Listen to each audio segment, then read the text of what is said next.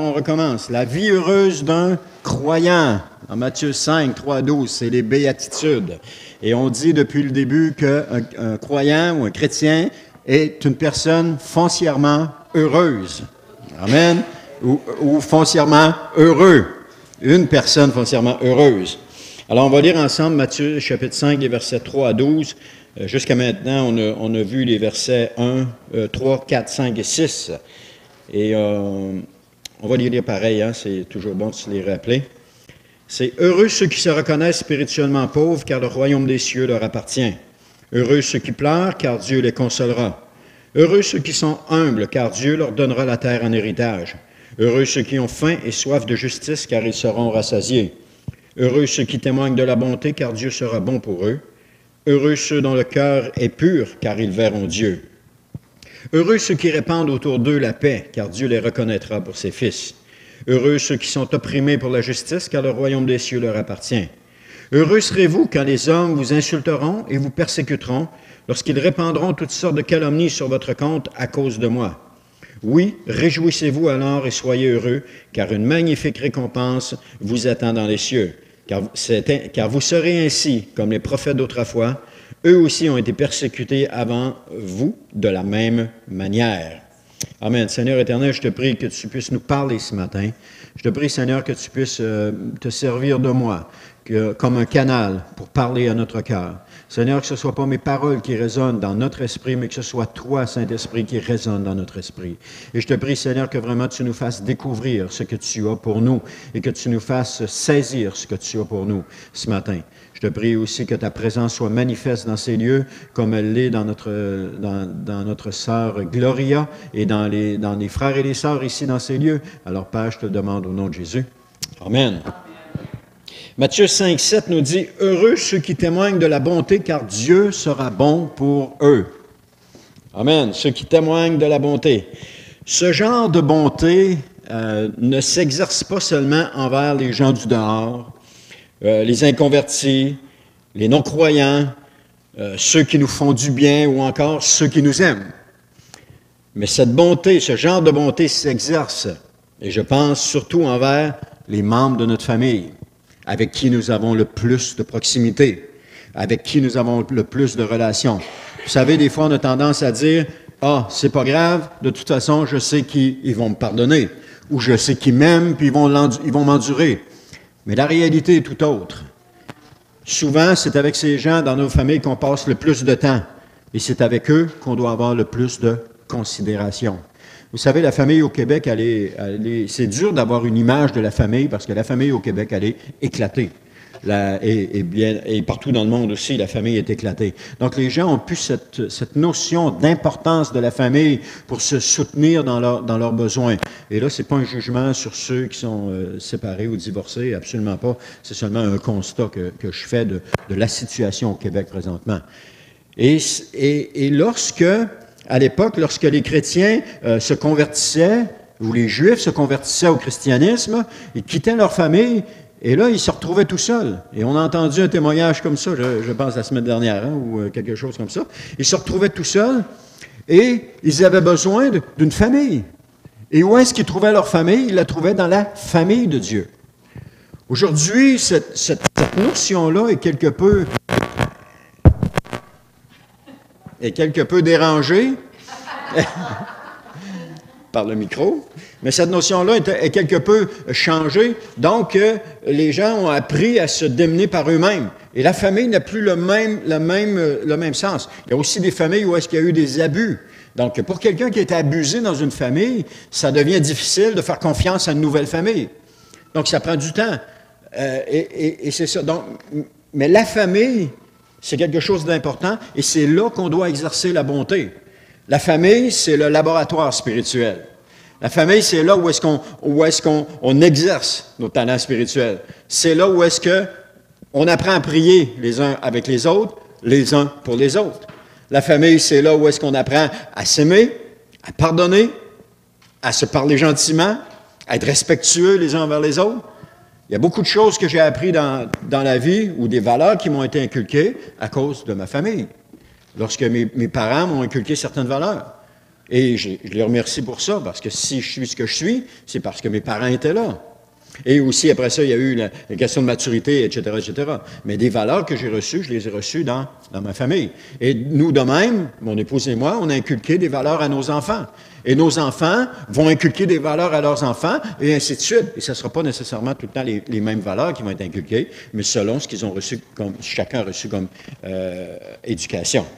Donc, ce genre de bonté s'exerce envers les membres de notre famille, notre conjoint, nos enfants, envers ceux qui nous détestent, ceux qui nous font du mal, ceux qui sont méchants avec nous et ceux qui profitent de nous.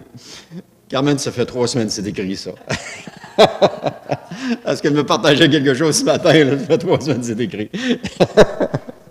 Alors, d'autres versions du mot « ceux qui sont doux », c'est les miséricordieux, c'est-à-dire ceux qui pardonnent parce qu'ils se savent pardonner. Heureux les miséricordieux, ça nous dit, car Dieu sera bon pour eux. Alors, ceux qui se savent pardonner. Il est parfois difficile de pardonner une offense. Une. Imaginez plusieurs offenses. Comment ça peut parfois être difficile? C'est pas toujours facile. Quand quelqu'un nous fait du mal, quand quelqu'un nous fait du tort, et qu'on est obligé de pardonner. Mais c'est toujours gagnant de pardonner. C'est toujours gratifiant, c'est honorable de pardonner. C'est honorable. C'est pas honorable d'accepter une situation de mépris où est-ce qu'on est maltraité, soit physiquement ou psychologiquement. Ça, c'est pas honorable. Mais accepter de pardonner lorsqu'il y a une demande de pardon sincère, ou encore lorsque des jeunes nous ont fait du mal et qui ne savent pas qu'ils ont fait du mal, mais qu'on accepte de pardonner quand même, c'est honorable de pardonner. Mais je sais que c'est parfois difficile de pardonner une offense. Jésus a subi aussi plusieurs offenses la dernière journée de sa vie, tant par les chefs religieux que par les Romains et par la foule. Imaginez les offenses qu'il a subies. Il a subi des offenses qui étaient physiques, il a subi des offenses qui étaient morales, qui étaient spirituelles. Jésus a été maltraité à tous les points. Ici, on ne nous maltraite pas encore physiquement. Je n'ai jamais été frappé par la police parce que j'avais fait un mauvais coup ou que j'avais fait quelque chose. J'ai été frappé par mon papa parce que je n'écoutais pas, mais c'est correct. C'était bon. J'avais besoin de ça. Amen. Amen. Alors Jésus a subi plusieurs offenses la dernière journée de sa vie. Et pourtant, il s'est écrié sur la croix, dans Luc 23, 34, c'est écrié « Père, pardonne-leur, car ils ne savent pas ce qu'ils font. » Tous ceux-là étaient là en train de maltraiter Jésus, de crucifier Jésus, de rire de lui, de l'humilier, de l'insulter. Et Jésus leur a dit « Pardonne-leur parce qu'ils ne savent pas ce qu'ils font. » Ils ne savaient pas, ces gens-là, qu'ils contribuaient au plan de Dieu pour le salut de l'humanité, pour corriger l'injustice qui avait été faite au début. C'est quoi l'injustice? Je la répète encore. L'injustice, c'est lorsqu'Adam et Ève ont péché, ils ont entraîné toute l'humanité dans le péché. Pour nous qui sommes rendus ici à la fin, les travailleurs de la dernière heure, c'est une injustice. Et cette injustice-là a été corrigée il y a 2000 ans par la mort de Jésus sur la croix. Oui, on est né dans le péché. Oui, on est pécheur. Oui, notre nature est pécheresse. Oui, notre corps est empreint de cette nature pécheresse-là. Mais Jésus est mort pour nous délivrer de cela. Jésus est mort pour nous amener vers la vie éternelle. Mais il y a une souffrance constante de ne pas pardonner et de retenir le pardon à quelqu'un à cause d'une faute. Ça fait beaucoup plus mal de ne pas pardonner que d'accepter de pardonner. Parce que quand on accepte de pardonner, la consolation de Dieu est là. Mais lorsqu'on ne pardonne pas, il n'y a que l'amertume qui commence à prendre place, la racine d'amertume qui descend dans le cœur et qui commence à prendre place, pour quelque offense qui nous a été faite. Et vous savez, la liberté est dans le pardon. Je vais parler de différentes choses ce matin, mais la liberté est dans le pardon. Parce que le manque de pardon nous garde captifs, ça nous garde enchaînés. On est constamment liés. Il y a une situation dans ma vie présente où est-ce que je suis aux prises avec cela. Et je dis, Seigneur, je pardonne et j'oublie la situation. Mais là, tout à coup, la pensée me revient encore une fois. Et là, je commence à mijoter là-dessus. Ah, s'il arrive ceci, il va arriver ça. Ah, je dis, non, Seigneur, Seigneur, je t'ai dit que je pardonnais la situation, que j'oubliais la situation. Seigneur, je te remets tout ça entre tes mains, je te demande pardon de l'avoir repris. Et là, je continue à vivre. Je vais changer de bord, hein, c'est ce bord-là que ça griche. Alors, je continue à faire mes affaires. Et tout à coup, cette pensée-là revient au moment où est-ce que je m'en attends pas. Puis là, je retombe dans mes pensées. Oh, si ça arrive encore, cette affaire-là, tu vas voir, s'il vient me voir, si elle vient me voir, puis elle me dit ceci, puis elle me dit cela, je vais dire, oh Seigneur, pardonne-moi, c'est pas ça que je veux. J'ai oublié, Seigneur, j'ai pardonné, c'est oublié, on n'en parle plus. C'est fort. Parce que oui, on peut pardonner d'un côté, mais tout à coup, on est encore frappé par l'ennemi dans les côtes ou en plein visage avec cette situation-là. Il faut toujours se ramener. Il faut toujours le ramener. Et plus qu'on va le faire, plus cette situation-là va s'étirer et moins elle va venir, puis à un moment donné, elle va complètement disparaître. C'est ça. Mais au début, il est là le combat, de demander pardon. De demander encore pardon, puis de demander, puis de dire qu'on a pardonné, puis de dire qu'on a oublié, pas qu'on a oublié, parce qu'on n'oublie pas la situation, mais de dire qu'on a pardonné la situation. Et quand on pense à ce que Jésus nous a pardonné, avant même qu'on lui ait demandé, parce que la Bible dit qu'il est mort pour nous, et il a même prié pour nous, alors qu'on n'était même pas nés encore il y a 2000 ans. Alors Jésus a tout fait ça pour nous, puis lui qui est notre modèle, alors qu'on doit viser le modèle qui est Jésus.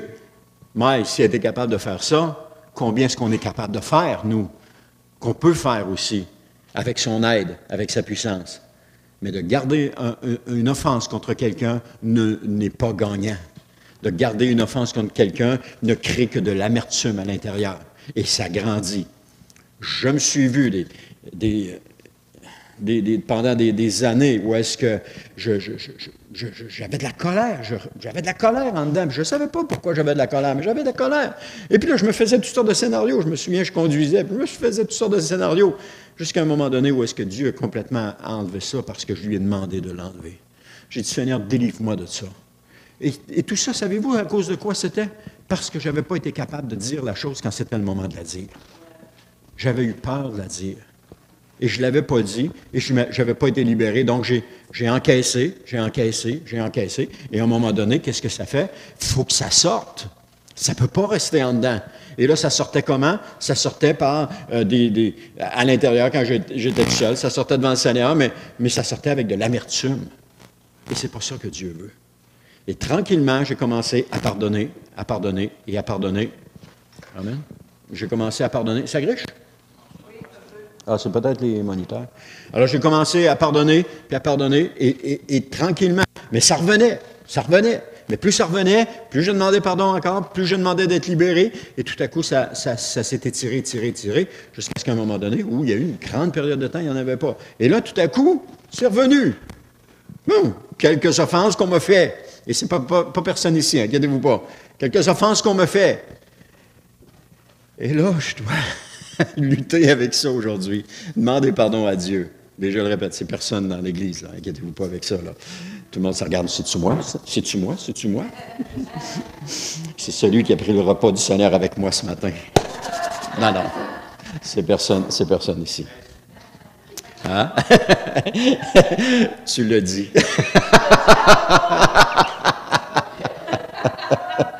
Non, c'est personne ici. Mais je suis tout le temps en train de lutter avec ça. Alors, ce micro-là est fort. Baisse le micro, baisse le volume. On a de la misère à matin, hein? Alors, le pardon, c'est ce qui libère. Une personne qui s'est convertie a demandé pardon pour ses nombreux péchés et elle a complètement été pardonnée, vous le savez, hein? Alors, cette personne ne cherchera-t-elle pas à faire la même chose avec ceux qui l'ont pardonné? Avec ceux qui l'ont offensé? Comme Jésus nous a pardonné, nous pardonnons aussi. Elle va chercher toujours le meilleur pour celle-ci. Alors, cette bonté qu'il témoigne envers les autres leur sera récompensée. On parle de cette bonté dans le pardon versus une offense, mais cette bonté qu'on a envers les autres va être récompensée. Parce que Dieu va les récompenser en retour. Et ça, c'est important aussi de noter que partout dans les béatitudes, c'est heureux telle personne, telle chose, car Dieu va faire telle chose. Dieu va récompenser. Ce que ça nous démontre, c'est que la récompense vient toujours de Dieu, elle ne vient pas des hommes. Elle vient toujours de Dieu. Et c'est toujours Dieu qui récompense. Ça vaut la peine que je le répète. Hein? Ça dit, heureux ceux qui se reconnaissent spirituellement pauvres, le royaume des cieux OK. Heureux ceux qui pleurent, car Dieu les consolera. Alors, si vous pleurez aujourd'hui, d'où vient la consolation? Elle vient de Dieu. Heureux ceux qui sont humbles, car Dieu leur donnera la terre en héritage. Qu'est-ce que Dieu va faire? Il va te donner la terre en héritage. La récompense vient encore de Dieu. Heureux ceux qui ont faim et soif de justice, car ils vont être rassasiés. Le rassasiement ne vient pas des gens, il vient de Dieu. Heureux ceux qui témoignent de la bonté, car Dieu sera bon pour eux. Amen. On n'a pas envie que Dieu soit bon pour nous? Oui. On ne veut pas passer sous le jugement de Dieu. On veut que Dieu soit bon pour nous. Alors, faisons la même chose. Soyons dans le caractère de Jésus. Amen. Et tout cela est plusieurs, car Dieu les reconnaîtra pour ses fils. Amen. Alors, la récompense vient de Dieu. Elle vient toujours de Dieu. Et plus on va se tenir proche de Jésus, moins on va avoir envie de la récompense des hommes. Parfois, on fait des choses en espérant avoir être remercié des hommes. On fait des choses pour être vu des hommes, puis là, les gens nous voient, puis « Oh, wow, c'est là notre récompense. » Elle n'est pas là, notre récompense. Parce que notre récompense, ce n'est pas dans ce monde ici. Ce monde ici va être détruit. Ce monde ici va disparaître. Ce monde ici va complètement être effacé. Ça nous dit que Dieu va recréer de nouveaux cieux, une nouvelle terre. Notre récompense ne peut pas être sur la terre ici. Elle ne peut pas être auprès des hommes. Maudit soit l'homme qui se confie en l'homme, nous dit la Bible. Alors, elle ne peut pas être dans les hommes, parce que si on cherche à mettre notre confiance et avoir l'approbation des hommes, on est les plus malheureux du monde. Parce que le jour où les hommes ne nous ont plus en approbation, qu'est-ce qui nous arrive? Ah, on s'effondre. On s'effondre. Mon identité n'est pas dans les autres. Elle est en Dieu. Je suis, on l'a chanté tantôt, enfant de Dieu. Je suis enfant de Dieu. Et si je suis enfant de Dieu, mon Père, c'est Dieu. Alors, c'est Dieu qui me récompense, c'est Dieu qui me parle. Je disais à quelqu'un cette semaine, j'ai dit, écoute, j'ai dit, oui, ton père a fait de l'argent, c'est vrai. C'est vrai que tu n'en as pas, mais laisse-moi te dire une chose, tu es beaucoup plus riche que ton père. Parce que toi, tu connais Jésus, ton père ne connaît pas Jésus. Mais toi, tu le connais. Toi, tu sais où tu t'en vas. Lui, il ne sait pas où il s'en va. Toi, tu le sais. Ah, c'est pas facile aujourd'hui de vivre cette situation-là. Il aimerait ça en avoir de l'argent. Il aimerait ça être comme son père. Il aimerait ça brasser de l'argent et puis tout ça. Mais c'est pas ça qu'il a. Il a vécu une dépression, il a vécu une séparation, il a vécu toutes sortes de choses difficiles. Mais il est beaucoup plus riche que son père peut l'être. Parce qu'il a Jésus. Et ça, on doit comprendre ça. Jésus, c'est ce qu'il y a de plus important. C'est ce qui prend toutes nos pensées qui est là. Amen. C'est parce que je m'emporte dans ce temps-là. Alors, ils sont heureux aujourd'hui, ceux qui pardonnent avec larmes. Ils sont heureux, ceux qui renvoient libres les opprimés en pardonnant. Ils sont heureux et la douleur s'apaise lorsque Dieu se montre bon pour eux. Ils sont heureux, ceux qui pardonnent tous les torts qui leur ont été faits. Chaque parole de pardon prononcée, Dieu démontre de la bonté envers eux. Avez-vous compris? Chaque parole de pardon prononcée, Dieu démontre de la bonté pour nous. Chaque geste de bonté envers son prochain, Dieu se montre bon envers eux en retour. Et la douleur est toujours présente, mais l'amour de Dieu surpasse cette douleur. Oui, ça fait mal. Ah, ça fait mal de pardonner quelque chose quand tu sais que tu as raison, puis que oui, j'ai raison, puis je vais le tenir jusqu'au bout. Puis lui, il avait tort, ou elle avait tort de me faire ça, puis moi, j'ai raison, j'avais le droit de faire ça. Ça fait mal de dire, Seigneur, je lui pardonne. Surtout quand on sait qu'on pense qu'on a raison. Ça fait mal. Mais c'est dans ces moments-là où est-ce que Dieu témoigne de la bonté pour nous. C'est dans ces moments-là où est-ce que Dieu nous prend dans ses bras, puis qu'il nous serre, puis qu'il... Amen, il démontre la bonté. Matthieu 5, 8. Heureux ceux dont le cœur est pur, car ils verront Dieu. Ce sont ceux qui sont intérieurement purifiés du péché par la foi au pardon de Dieu, qui reconnaissent continuellement leur condition pécheresse. Et ça, on va voir un passage dans Romains 7, versets 15 à 21, qui nous dit, c'est Paul qui parle, il dit, « En effet, je ne comprends pas ce que je fais. Je ne fais pas ce que je veux, et c'est ce que je déteste que je fais. Et si je fais ce que je ne veux pas, je reconnais par là que la loi est bonne. En réalité, ce n'est plus moi qui le fais, mais c'est le péché qui habite en moi. Mais je sais que le bien n'habite pas en moi, c'est-à-dire dans ce que je suis par nature. Vouloir le bien est à ma portée, mais non l'accomplir. C'est l'apôtre Paul, l'apôtre qui a écrit la plupart des épîtres du Nouveau Testament. Je ne fais pas le bien que je veux, mais le mal que je ne veux pas, je le commets. Si donc je fais ce que je ne veux pas, ce n'est plus moi qui le fais, mais c'est le péché qui habite en moi. Lorsque je veux faire le bien, je découvre cette loi, c'est le mal qui est à ma portée. Donc, Paul reconnaissait qu'il avait été pardonné de Dieu, mais sa chair était toujours dans cet état de péché. Il était capable de reconnaître que sa chair était encore dans cet état de péché, parce qu'il ne faisait pas le bien qu'il voulait.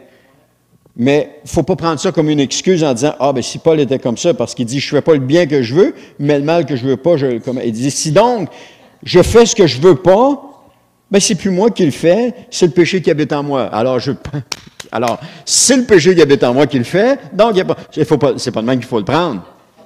Il ne faut pas le prendre de même. Il faut le prendre dans le sens que si je me comporte mal, c'est le péché qui habite en moi qui fait que je me comporte mal. S'il y a de la médisance qui sort de ma bouche, c'est pas parce que je suis né de nouveau que je suis guéri de toutes ces choses-là. Il y a encore des choses mauvaises. Ma chair est attachée à ce monde. Et tranquillement, il faut faire mourir notre chair. C'était des messages qu'on entendait lorsqu'on est né de nouveau. Il y a 30 ans, 35 ans de ça. Il y était des messages qu'on entendait faire mourir notre chair. Il faut faire mourir notre chair. Notre chair, comme on disait. Il faut la faire mourir. Comment? Chair de chair. Alors, il faut faire mourir cette chair-là. Abandonner le péché, délaisser le péché, accepter. Il y a une parole qui dit, si ton œil est pour toi une occasion de chute, arrache-le puis jette-le loin de toi. Tu es mieux d'entrer dans le monde, dans la vie éternelle avec un œil en moins qu'avec tes deux yeux. Si ta main pour toi une occasion de chute, coupe-la puis jette-la loin de toi. Tu es mieux d'entrer dans le royaume des cieux. On parle ici spirituellement. OK? Allez pas vous couper les mains ou vous arracher les yeux. C'est pas ça. On parle spirituellement. Si j'ai une mauvaise habitude, si je fais des choses, j'ai des mauvaises habitudes, je suis mieux de me priver de cela pour être sûr d'entrer dans les cieux que de continuer cette mauvaise habitude-là puis d'être privé de la vie éternelle. Si mes yeux regardent des choses qu'ils ne devraient pas regarder, que je sais qu'ils ne doivent pas regarder parce que Dieu me dit qu'ils ne doivent pas regarder et que je continue de regarder, je suis mieux de cesser de regarder si je veux entrer dans le ciel.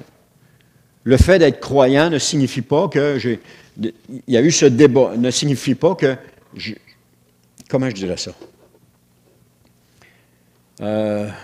C'est pas parce qu'on est croyant qu'on est immunisé contre tout. Voilà, c'est bien dit comme ça. On a encore des combats, on a encore des luttes. On lutte encore avec cette chair. On lutte encore avec le péché. Oh, je suis croyant, alléluia, tout va bien. Oh, gloire à Dieu. Non, je suis croyant, ça ne va plus pantoute. Je suis tout le temps en train de me battre. Mais je suis en train de me battre pour une chose. Un royaume qui m'attend. Un royaume qui est dans les cieux. Et non pas un royaume sur cette terre. Je ne me bats pas pour de la futilité, je ne me bats pas pour quelque chose qui est passager, je me bats pour quelque chose qui est éternel. Et ce quelque chose d'éternel est dans les cieux. Amen. Il reconnaissait sa nature pécheresse.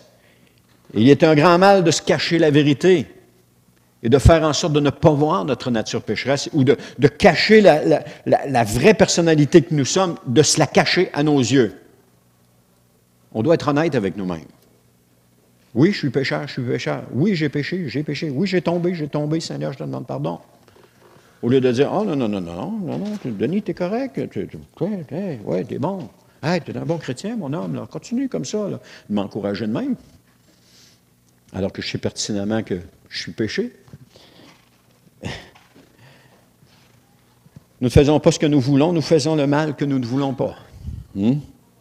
Combien de fois il y a des paroles qui ont sorti de votre bouche qui n'auraient pas dû sortir? Vous savez, quand vous envoyez un courriel à quelqu'un, vous avez, dépendamment comment vous l'avez ajusté, 10, 20, 30 secondes pour faire annuler pour pas qu'il parte. Mais une parole qui est sortie de votre bouche, vous ne pouvez plus la rattraper. Elle est partie.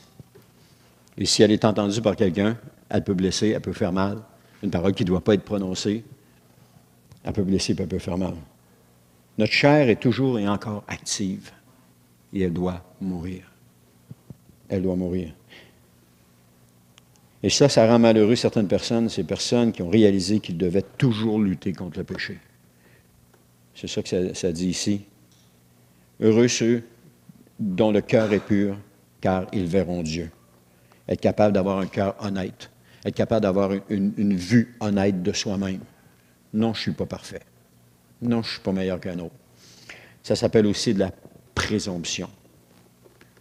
De penser qu'on est meilleur que ce qu'on est réellement. C'est pas la chose. C'est quelque chose qu'un jour on découvre et qui nous fait mal. Parce que Dieu, vous savez, Dieu nous montre ces choses-là. Il y a toutes sortes de péchés. On peut penser, moi, je ne commets pas de meurtre, je n'ai pas d'envie par rapport aux choses de mon voisin, tout ça. Mais il y a des péchés qui sont subtils à l'intérieur de nous, que des fois, on ne voit même pas, puis que l'on manifeste dans notre vie. Mais lorsque Dieu les identifie, nous les montre, c'est là qu'il faut commencer à travailler pour les enlever. C'est là qu'on commence à le faire.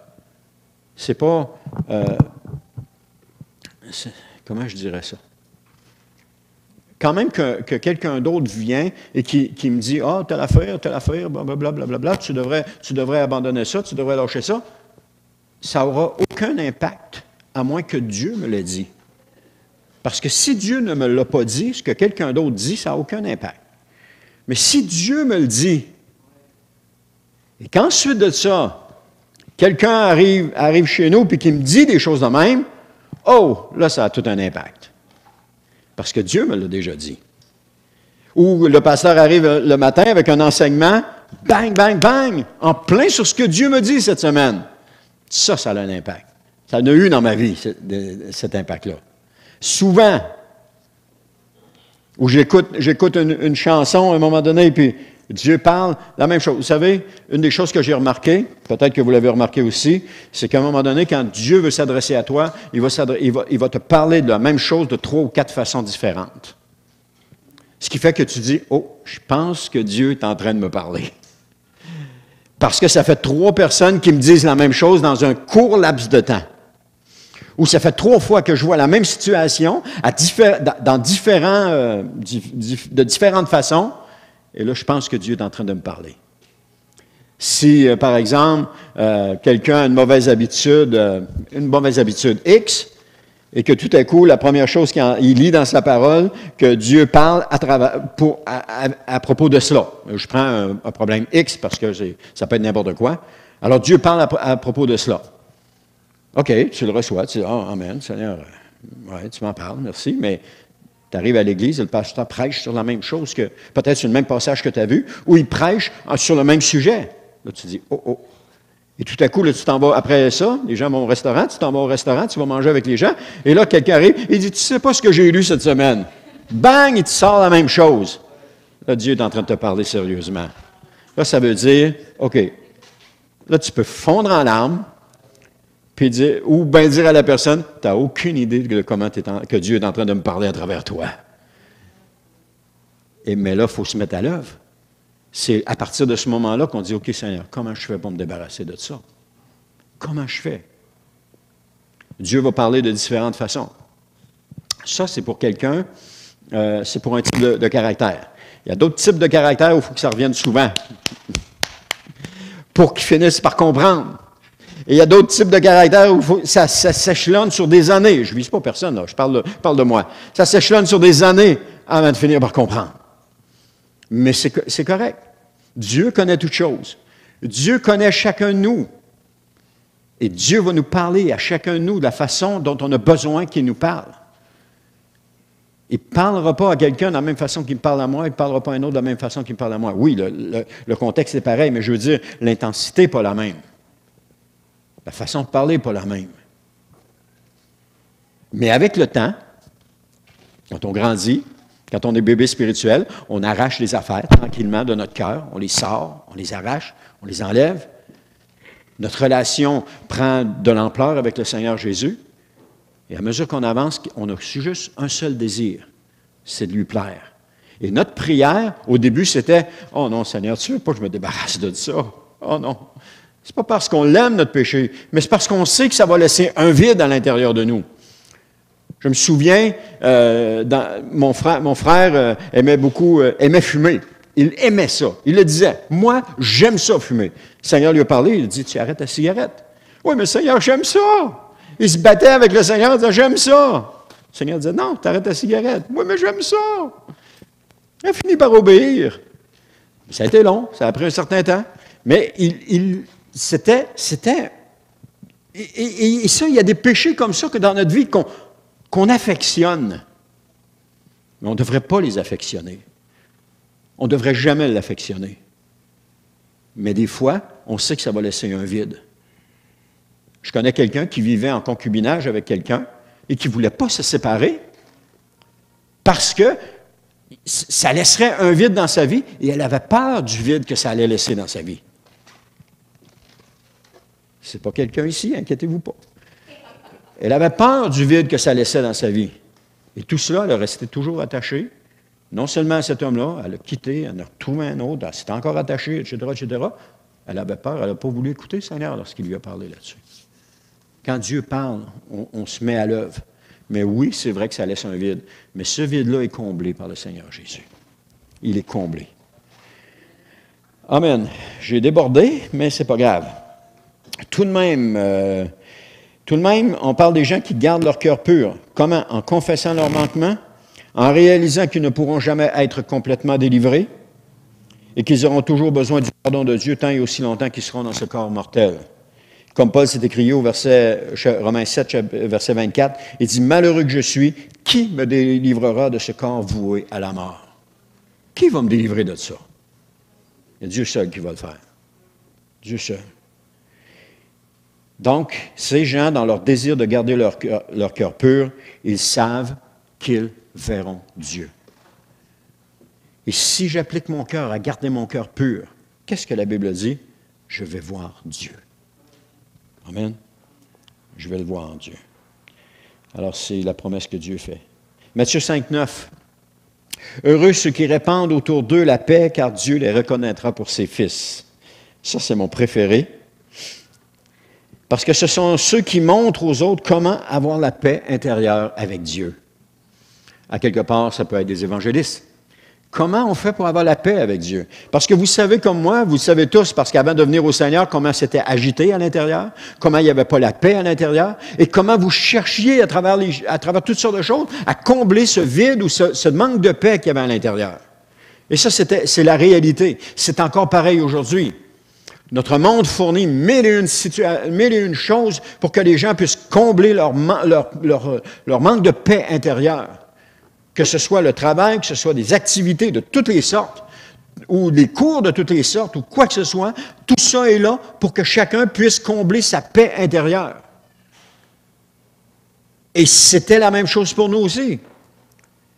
Et c'est aussi pareil, encore une fois, même si on est chrétien, et que si on ne fait pas totalement confiance au Seigneur Jésus, on va chercher à combler un manque à l'intérieur de nous, en dehors de Dieu.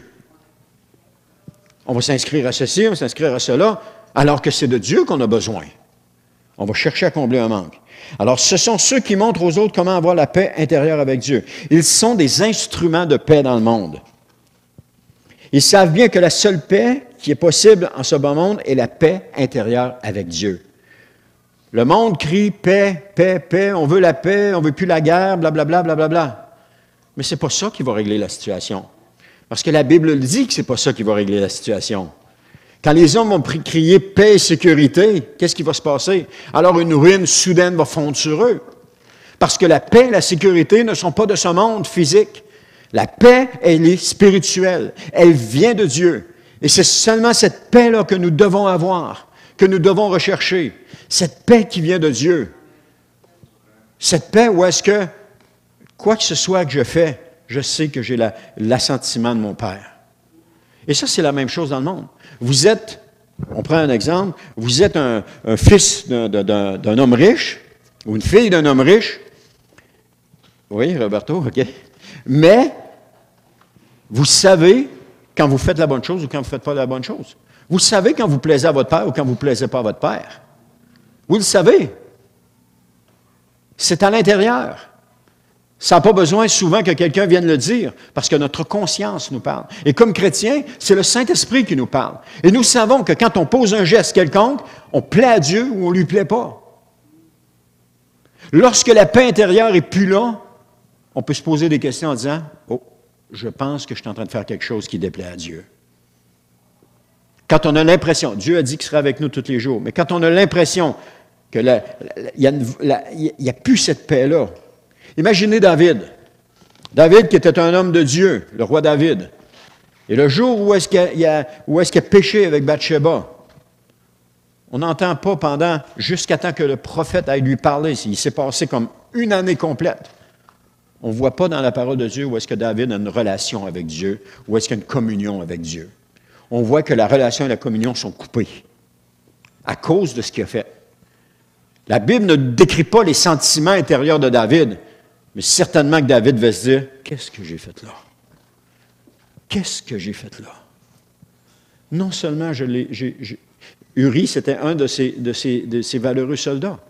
Non seulement j'ai fait tuer son mari, mais j'ai couché avec elle. Qu'est-ce que j'ai fait là? Ça devait être son langage intérieur, parce que c'est notre langage intérieur lorsqu'on commet quelque chose qu'on sait que ce n'est pas de Dieu. Qu'est-ce que je viens de faire là? Pourquoi j'ai fait ça? Pourquoi j'ai agi comme ça? Pourquoi j'ai dit ça? Ça, c'est la voix du Saint-Esprit. À toutes les fois qu'on se pose des questions, c'est le Saint-Esprit qui parle à ton esprit et il dit « Pourquoi tu as fait ça? » Et là, on le répète en disant « Pourquoi j'ai fait ça? Pourquoi tu as fait ça? Pourquoi j'ai fait ça? Pourquoi tu as dit ça? Pourquoi j'ai dit ça? » Saint-Esprit qui parle dans notre cœur. Et ça, là, ça enlève la paix intérieure avec Dieu. Alors David, pendant toute une année, devait se morfondre. Et je sais, par expérience, que David a dû passer des moments à pleurer et dire « Seigneur, je m'en veux d'avoir fait ce que j'ai fait. » Même si c'était un homme de guerre, il était un homme selon le cœur selon Dieu. Et c'est la même chose avec nous.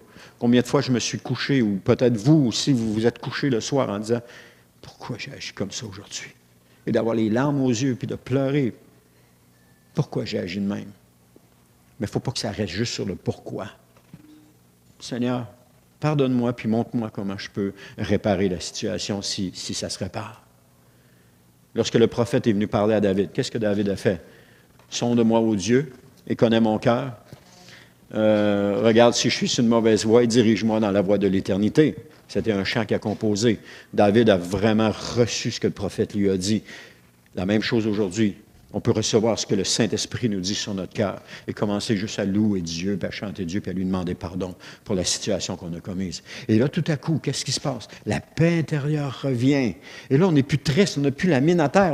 On est là, on a la paix de Dieu qui revient. Notre visage s'illumine, le sourire revient sur notre visage. Et là, on recommence à marcher avec Dieu. On recommence à marcher étroitement avec Dieu, en se souvenant de ce qu'on a fait. Au prochain tournant, si on n'est pas sur nos gardes, on va encore tomber. On va encore tomber. Il va encore se passer quelque chose. Mais la grâce de Dieu est plus grande que tout ce que nous pouvons penser. Parce que lorsque nous tombons, on se relève. On demande pardon sincèrement à Dieu. Sincèrement, il n'y a pas un homme qui va juger de votre sincérité. Il y a seulement Dieu qui est capable de juger votre sincérité. Si tu te poses la question, est-ce que je suis sincère avec Dieu? Tu n'auras jamais de réponse, sauf quand tu vas être sincère avec Dieu. Puis il n'y a personne qui peut juger de la sincérité de personne. Oh, toi, tu n'es pas sincère avec Dieu? Ça paraît dans ta parole? Non. Mais quand on est sincère avec Dieu, on sait qu'on est pardonné, on sait qu'on est racheté, on sait que la paix intérieure vient en nous, puis on sait qu'on marche avec Dieu. Combien de fois j'ai tombé? Je suis revenu à Dieu en pleurant, puis je disais tout le temps, Seigneur, donne-moi une parole, Seigneur, au début de ma vie chrétienne, qui me montre que tu m'as pardonné. Et là, je pleurais, puis je disais, donne-moi une parole qui me montre que tu m'as pardonné. Et là, j'arrivais soit dans ma lecture, ou des fois, je faisais exprès pour chercher une parole, j'en voulais une. Et là, tout à coup, Dieu me parlait en disant qu'il m'avait pardonné. Qu'est-ce que ça faisait? Ça faisait que c'est comme si la communion recommençait à prendre place, la paix intérieure revenait, et là, j'étais libéré de cela. Et je pouvais continuer à marcher. Le risque, c'est qu'à un moment donné, C'est drôle, je m'écarte un matin, hein? Mais gloire à Dieu. Le risque, c'est qu'on s'endurcisse à cela. Et qu'on vienne à ne plus demander pardon pour une faute qu'on commet, puis qu'on vienne à continuer de la commettre. Hébreu va dire qu'il n'y a pas de sacrifice, il n'y a plus de sacrifice pour un péché qui est commis volontairement. En sachant que c'est péché, puis que tu le commets, il n'y a pas de sacrifice pour ça. Ça, Dieu m'avait montré ça. En valait une gorgée, une grosse gorgée de salive. J'ai dit, Seigneur, je te demande pardon. Et on recommence. On recommence. Et on recommence à marcher avec Dieu. Et Dieu continue. C'était quoi mon sujet? Heureux ceux qui répandent autour d'eux la paix, car Dieu les reconnaîtra pour ses fils. Je pense qu'elle avait besoin de dire ça ce matin. Amen.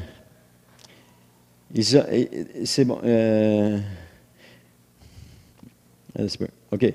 On voit que ces personnes mettent tout leur effort à répandre la paix autour d'eux. La paix de Christ autour d'eux. Répandre la paix de Christ. Faire en sorte que les gens puissent connaître l'amour de Christ, puissent connaître l'amour de Dieu qui va les combler complètement, qui va faire en sorte que ces gens-là vont être complètement comblés. Parce que Dieu porte beaucoup d'intérêt envers ces personnes, ceux qui répandent la paix. Ce sont des personnes qui souffrent énormément parce qu'ils sont ridiculisés, ils sont calomniés, on rit d'eux autres parce qu'ils répandent la paix de Dieu. Imaginez quand vous arrivez avec quelque chose de nouveau. Une histoire comme ça, c'était Bombardier lorsqu'il a inventé la motoneige. Il a fait venir des journalistes, et puis vous avez sûrement écouté le film Bombardier, et il y a un journaliste qui a dit à un autre dans l'oreille, il dit, c'est un fou, ça, il n'ira jamais nulle part. Et qu'est-ce que ça a fait? On connaît aujourd'hui l'histoire de Bombardier. Ils sont dans les trains, dans les avions, ils sont dans les motoneiges, dans les véhicules récréatifs, ils sont partout. Il n'ira jamais nulle part. Lorsque quelqu'un arrive avec quelque chose, il y a toujours quelqu'un pour l'écraser. Mais ces personnes-là souffrent parce qu'elles annoncent la paix que Jésus donne. Vous vous souvenez de ce chant? La paix que Jésus donne? La paix que Jésus donne. On la veut, cette paix-là. Et cette paix-là, elle vient où? Elle vient dans la communion avec Dieu. Elle vient dans la relation avec Dieu. Plus qu'on a du temps avec Dieu, plus qu'on a une relation étroite avec Dieu, cette paix-là envahit notre cœur. Et plus qu'on apprend à connaître Jésus. Apprendre à connaître Jésus, ça ne se passe pas en un clin d'œil, en un claquement de doigts. Ça se passe à l'intervalle d'une vie, à travers des expériences qu'on va vivre. Et ce que j'ai remarqué, c'est que plus tu viens au Seigneur, que tu es vieux, plus vite tu vas acquérir les choses que quand tu es jeune, pour arriver à la même place. Parce que tu as du temps à rattraper. Et Dieu donne. Dieu donne. Dieu va donner des cues, il va donner des choses pour que ces gens-là grandissent plus rapidement. C'est normal. Alors, ce sont des personnes, en parlant de ceux qui procurent la paix, des personnes qui souffrent énormément parce qu'elles sont comme Jésus. Jésus procurait la paix.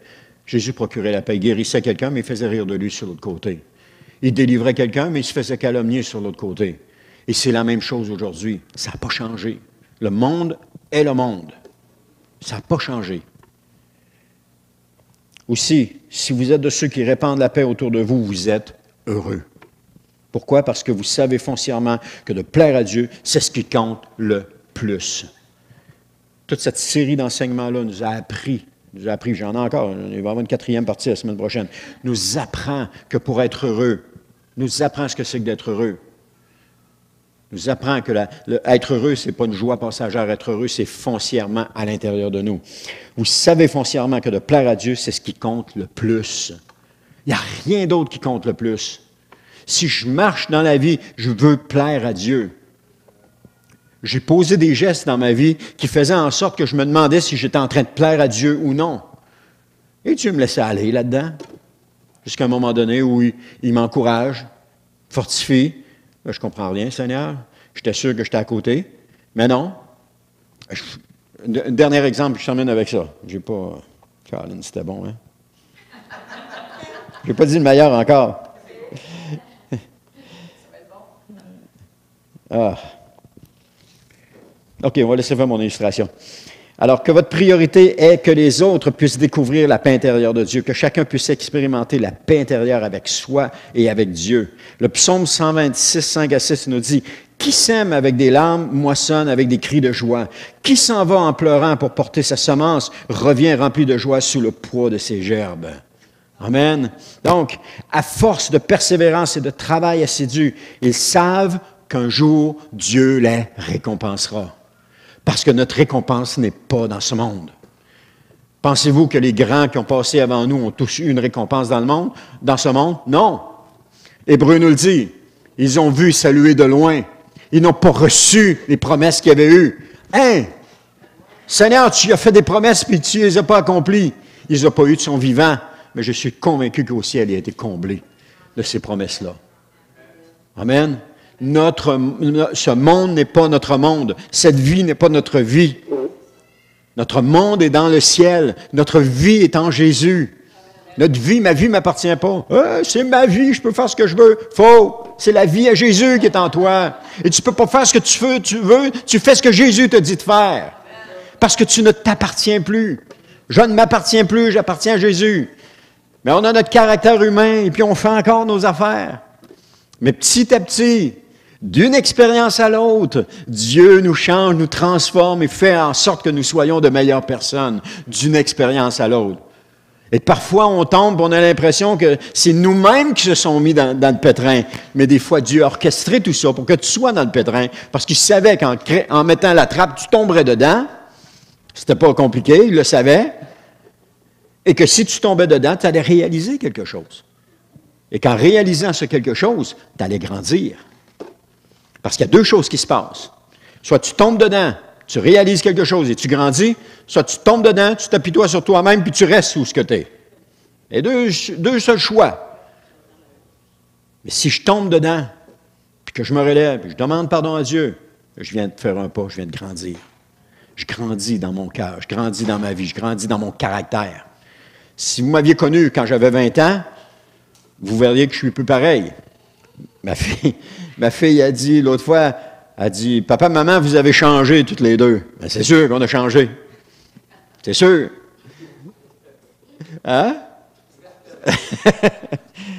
On change parce que Dieu nous change. On va de gloire en gloire et de grâce en grâce et Dieu nous change. Il fait de nous les gens que nous sommes. Et je sais que chacun de vous, si je vous avais connu quand vous êtes nés de nouveau, sauf vous deux, si vous avez connu quand vous êtes nés de nouveau, je verrai que vous avez changé aujourd'hui. Parce que nous changeons. Ah, je vous vois, vous avez changé. Amen. Amen. On change. Dieu nous change. Il nous change à travers les expériences qu'on va vivre. Ce n'est pas toujours négatif ce qu'on vit. Parce qu'à force de persévérance et de travail assidu, ils savent qu'un jour Dieu les récompensera. Parce que notre récompense ne vient pas de ce monde, je vous le dis encore ce matin, notre récompense ne vient pas de ce monde. Elle vient de Dieu. Notre approbation ne vient pas des hommes, elle vient de Dieu. Je ne suis pas ici pour plaire aux hommes, je suis ici pour plaire à Dieu. Amen. Et c'est tout un exercice, je peux vous le dire. Donc la vie, la récompense, ce qui compte le plus, c'est l'amour de leur sauveur envers eux. C'est là que je rentre dans le crunchy. Là. Ce qui compte le plus, c'est l'amour de leur sauveur envers eux. C'est de savoir qu'un jour, quelqu'un les a aimés. Parce qu'auparavant, on se demandait si on était aimés. Quelqu'un qui les a aimés tellement qu'il est mort pour eux. C'est de savoir que Dieu n'a rien ménagé pour les sauver, qu'il est venu les chercher là où ils étaient. Alors que peut-être il brandissait un bras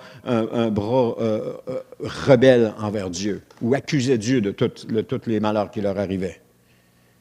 C'est de savoir qu'un jour, ils verront Jésus face à face. Et que ce jour sera un jour glorieux, un jour merveilleux. Et non pas un Jésus qu'ils vont voir en disant « Oh, vas-tu me frapper?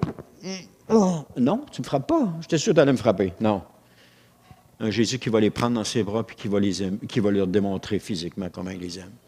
Mais un Jésus qui est juste, un Jésus qui est droit.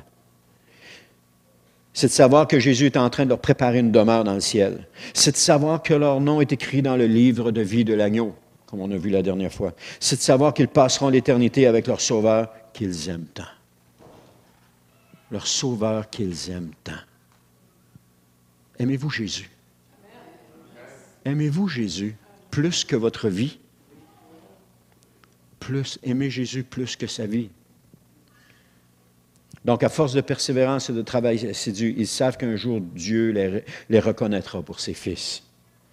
Et c'est alors qu'ils rentreront dans la présence de Dieu avec joie. Amen. Et à ce moment, personne ne pourra leur enlever leur joie. Plus personne ne va pouvoir leur enlever.